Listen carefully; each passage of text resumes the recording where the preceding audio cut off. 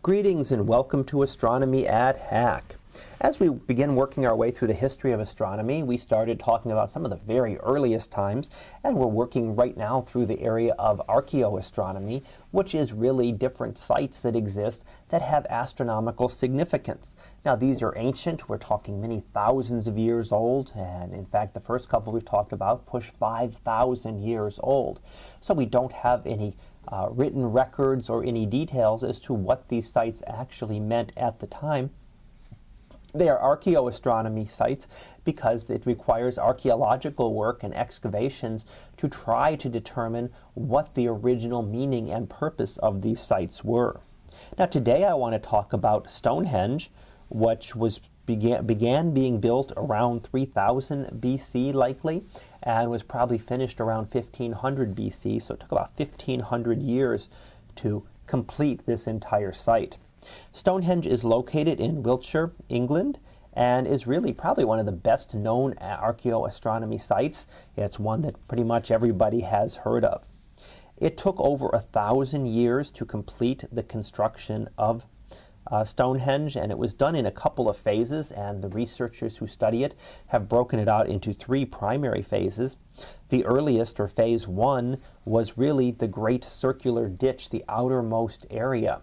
So well beyond the stones that we see, but actually a great circular ditch about 100 meters across, and with a gap in the direction of what is called the heel stone. Now we'll talk about the heel stone later on, as it ends up having some astronomical significance in that it happens to line up, if you're at the center of this circle looking out over the heel stone, that you see the sun rise on the first day of summer very close to being over this heel stone.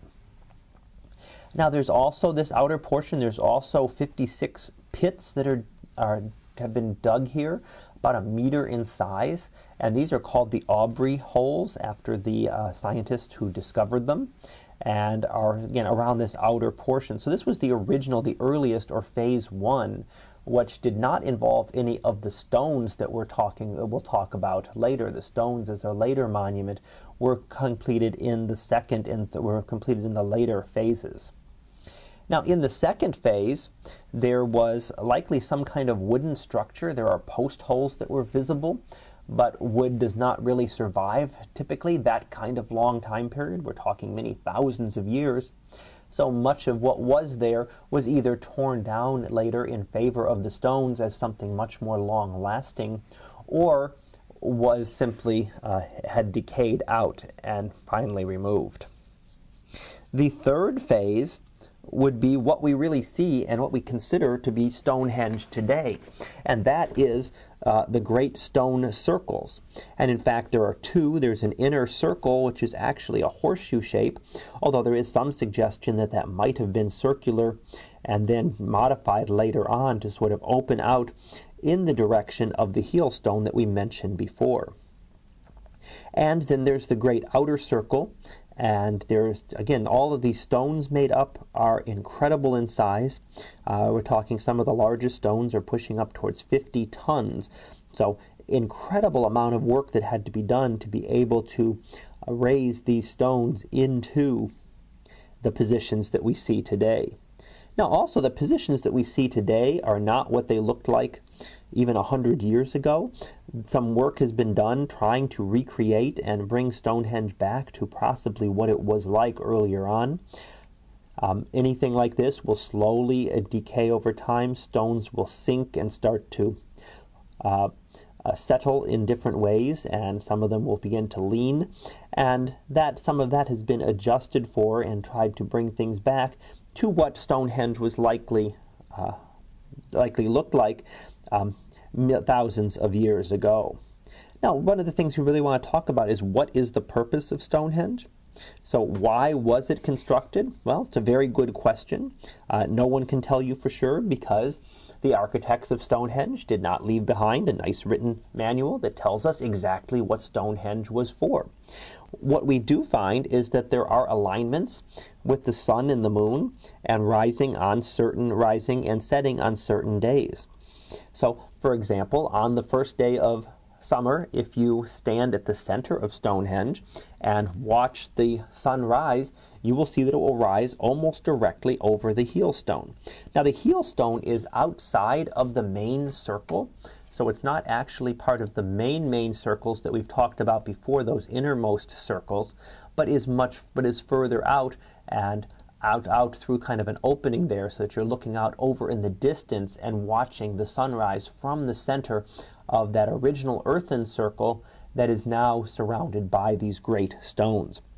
But if you watch that, it seems to rise close to over that heel stone, but not precisely.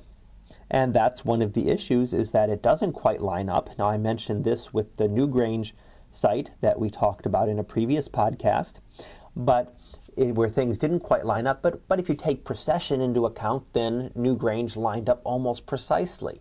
Well, Stonehenge isn't quite so easy with that. It turns out that if you take precession into account, it actually makes things worse, and the sun would rise further away from the heel stone.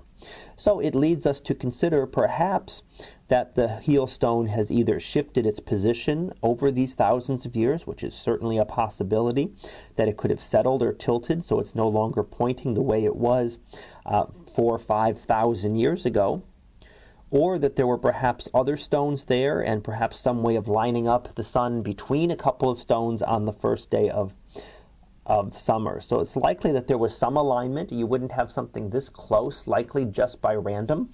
And we do see a bunch of other alignments in this. We see alignments with the northernmost rising of the moon and the southernmost rising of the moon, and the same for the setting, and then the different times of setting of the sun. So there are a lot of different alignments there. So it's unlikely that they're all just done by chance. Certainly one could be done by chance, but when you begin to find this many, it becomes very, very difficult to see that. So has it shifted? Has the heel stone shifted? Or something else that has changed over those thousands of years since about 1500 BC, when Stonehenge was finally completed? Now, the thing is, there's really a lot that we don't know. What about the other stones? Certainly, stones have fallen. Stones are not present in the places where they were at the time. So we think that Stonehenge would have been a much more regular pattern, much nicer pattern, when it was finally completed in 1500 BC. But in the time over that, certainly a lot of that has been lost to us. So what else might have been there, and what were they really doing? Was it just a general calendar to be able to time the beginning of summer in this case?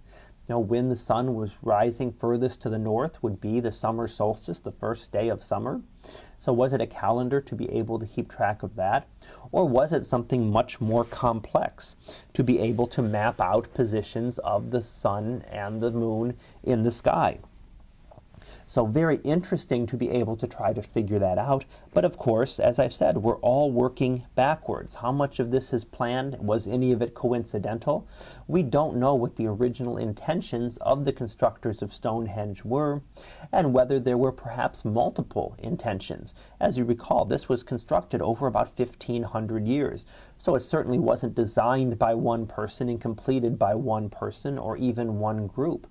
It took many thousands of years to do this, in terms of the very first, from phase one, just building the very outline of this and digging the great earthen trench that surrounds Stonehenge, to 1500 years later finishing the great stones that mark the monument today. So a lot we don't know, and without any kind of specific records, there is always going to be a great debate as to exactly what the purposes of Stonehenge are. All we can do today is find the alignments and try to make adjustments and figure out, what were the stones, how have things settled, and what would the stones have been like thousands of years ago. So that concludes my discussion of Stonehenge, which was built probably starting about 3000 BC and completed with the great stone circles that we see today in about 1500 BC. I'll be back again next time to discuss another one of the archaeoastronomy sites. So until then, have a great day, everyone, and I will see you in class.